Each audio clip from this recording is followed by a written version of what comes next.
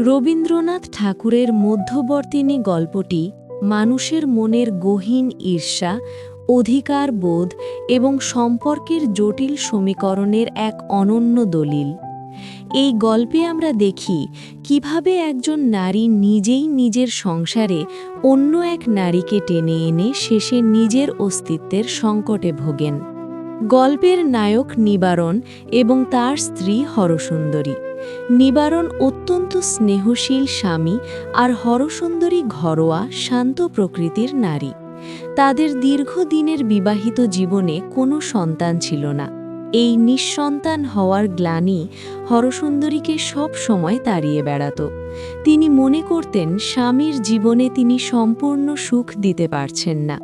নিজের অপূর্ণতা ঢাকতে এবং স্বামীর বংশরক্ষার তাগিদে হরসুন্দরী এক অদ্ভুত ও জেদি সিদ্ধান্ত নেন। তিনি নিবারণকে পুনরায় বিয়ে করার জন্য চাপ দিতে থাকেন। নিবারণ প্রথমে রাজি ছিলেন না, কারণ তিনি হরসুন্দরীকে গভীরভাবে ভালোবাসতেন। কিন্তু হরসুন্দরীর জেদ আর অভিমানের কাছে তাকে হার মানতে হয়। হরসুন্দরী নিজেই খুঁজে পেতে অল্প বয়সী সুন্দরী মেয়ে শৈলবালাকে নিবারণের দ্বিতীয় স্ত্রী হিসেবে ঘরে নিয়ে আসেন। শৈলবালা বয়সে ছোট, চঞ্চল এবং বেশ আধুনিক মনা। হরসুন্দরী ভেবেছিলেন শৈলবালা তার বাধ্য হয়ে থাকবে এবং তিনি বড় দিদির মতো সংসার ও স্বামী দুই নিয়ন্ত্রণ করবেন। কিন্তু বাস্তবে চিত্রটা উল্টে গেল। নিবারণ শৈলবালার নতুন যৌবন আর চপলতায় মুগ্ধ হয়ে পড়লেন। হরসুন্দরীর শান্ত ভালোবাসা নিবারণের কাছে একঘেয়ে হয়ে উঠল, আর শৈলবালার আবদার ও চঞ্চলতা তার কাছে হয়ে উঠল মহার্ঘ। ধীরে ধীরে নিবারণ হরসুন্দরীকে উপেক্ষা করতে শুরু করেন।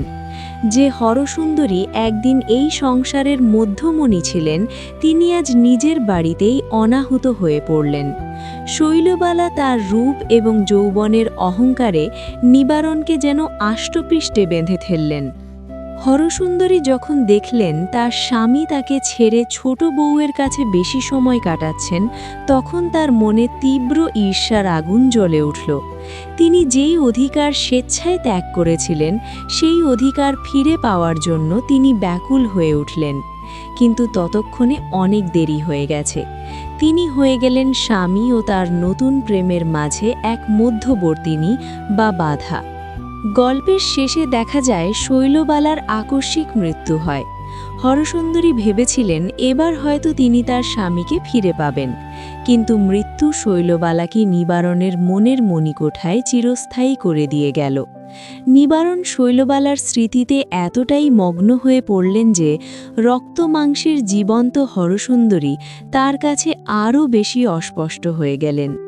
রবীন্দ্রনাথ এখানে দেখিয়েছেন যে নারী হৃদয়ে প্রেম এবং অধিকার বোধ অবিভাজ্য।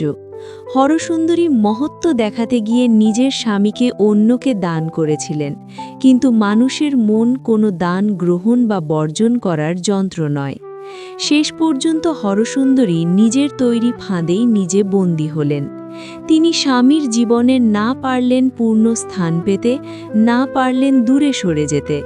তিনি মাঝখানে পড়ে এক যন্ত্রণাদায়ক মধ্যবর্তিনী হিসেবে রয়ে গেলেন।